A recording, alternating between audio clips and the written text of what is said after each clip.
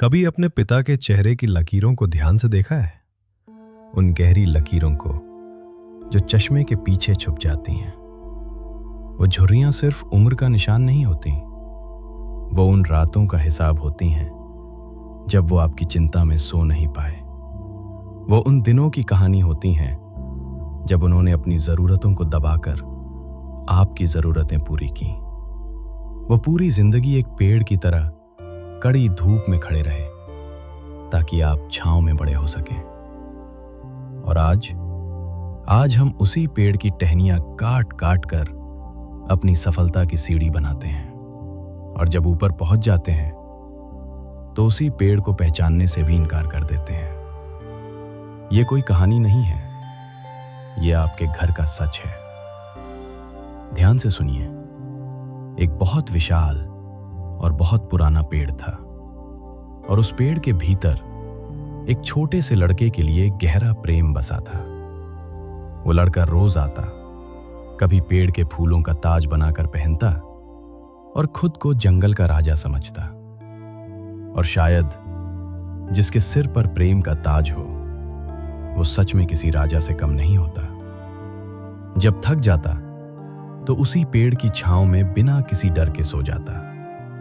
पेड़ खुश था, इसलिए नहीं कि उसे कुछ मिल रहा था, बल्कि इसलिए कि वो दे पा रहा था, क्योंकि प्रेम का स्वभाव देना होता है।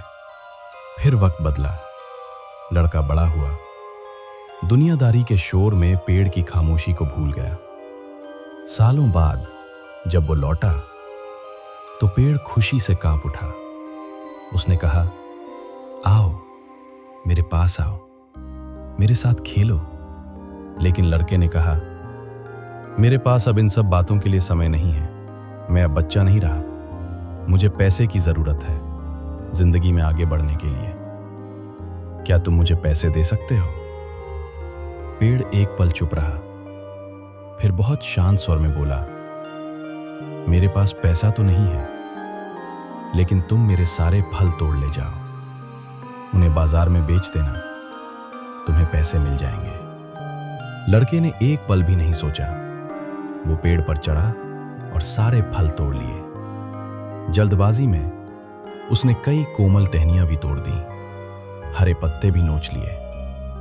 पेड़ को दर्द हुआ, लेकिन वो फिर भी खुश था। उसे बस ये सुकून था कि वो अपने बच्चे के काम आ सका। लड़का चला गया, कई साल बीते। वो अब एक आदमी बन चुका था, चेहरे पर जिम्मेदारियों की थकान थी। उसने कहा, मुझे शादी करनी है, मुझे एक घर चाहिए, क्या तुम मुझे घर दे सकते हो? पेड़ ने अपनी शाखाओं की ओर देखा और धीमे से बोला, घर? मेरा तो कोई घर नहीं है, ये खुला आसमान ही मेरा घर है। लेकिन अगर तुम्हें घर चाहिए तो मेरी सारी टहनियां काट ले जाओ, उनसे अपना घर बना लो।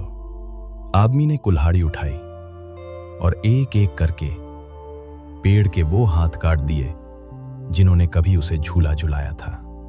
पेड़ नंगा हो गया, कमजोर हो गया, लेकिन उस त्याग में भी वो खुश था।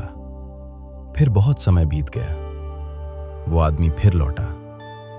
अब अधेड़ उम्र का था, आंखों में बेचैनी थी। उसने कहा, मैं इस जगह से बहुत दूर जाना चाहता हूं, यहां मुझे चैन नहीं मिलता, मुझे एक नाव चाहिए, क्या तुम मुझे एक नाव दे सकते हो? पेड़ बहुत देर तक चुप रहा, फिर बोला, मेरे पास अब टहनियां नहीं है, बस ये तना बचा है, इसे काट लो, इससे नाव बना लो और जहां चाहो चले जाओ। आदमी ने आरी उठाई और पेड़ का बचा कुचा शरीर भी काट दिया। अब वहां पेड़ नहीं था, बस एक ठूंठ था। कहते हैं उस दिन पेड़ भी खुश था, अपना सब कुछ लुटाकर भी, अपना सब कुछ देकर भी, क्योंकि प्रेम देने के बाद भी आनंदित रहता है। बहुत समय बाद जिंदगी की दौड़ से थककर वो आदमी वापस लौटा। अब उसकी आंखों में कोई सपना नहीं था, बस थकान थी। और एक गहरा खालीपन। उसने धीमे से कहा, मैं पूरी जिंदगी सिर्फ लेने की कोशिश करता रहा, सोचता रहा यही मुझे खुश करेगा, लेकिन सब कुछ पकड़ते पकड़ते मैं खुद को ही खो बैठा।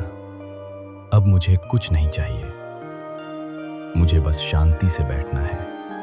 पेड़ ने अपनी बची हुई जान समेटी और अपने ठूंठ को थोड़ा ऊपर उठाया। तो आओ, यहीं बैठ जाओ।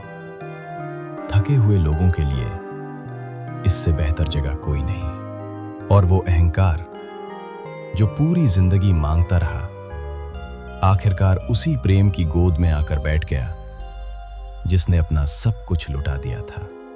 धन्यवाद। एक छोटी सी कोशिश इंजीनियर रोहित विद्यार्थी की ओर से।